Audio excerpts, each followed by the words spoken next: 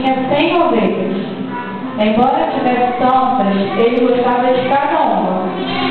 Todos os dias, ele as conduzia para o campo. O pastor sabia o nome de cada uma das ovelhas, e as ovelhinhas conheciam a voz do seu pastor.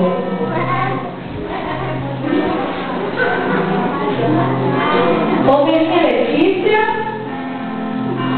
ovelhinha Letícia, ovelhinha Carol, ovelhinha Luan, ovelhinha Larissa, ovelhinha Benta, ovelhinha Davi e ovelhinha Mateus.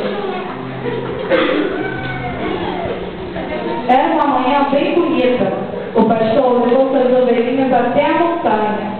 Que beleza! O campo estava tão florido. O pastor sentou-se na grama e começou a cantar uma canção para as ovelhinhas. E como elas gostavam de ouvir a voz suave de seu pastor, as ovelhinhas brincavam na grama bem verdinhas.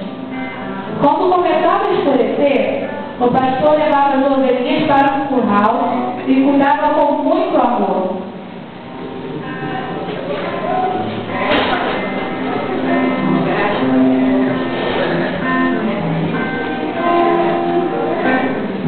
Um dia, o pastor estava contando as ovelhas.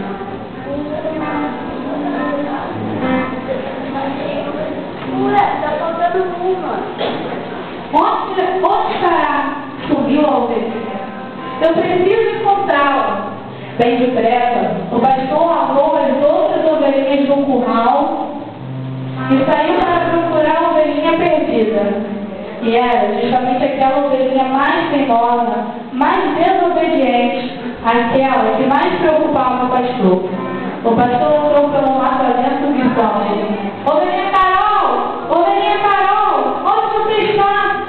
O pastor amava muito aquela ovelhinha e não podia perdê-la.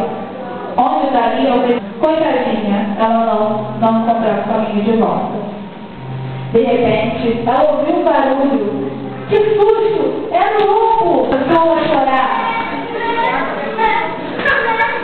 O pastor ouviu e foi correndo. Espera, ovelhinha! Eu estou chegando, vou salvá-la! No momento em que o lobo ia atacar a ovelhinha, o pastor deu uma cajatada no lobo e pegou a ovelhinha nos braços e levou para o socorro dos feridos. Nunca mais a ovelhinha fugiu. Daí em diante, ela foi a ovelhinha mais obediente. Há uma pessoa que se preocupa conosco. É Jesus. Ele nos ama e está sempre pronto a nos socorrer em qualquer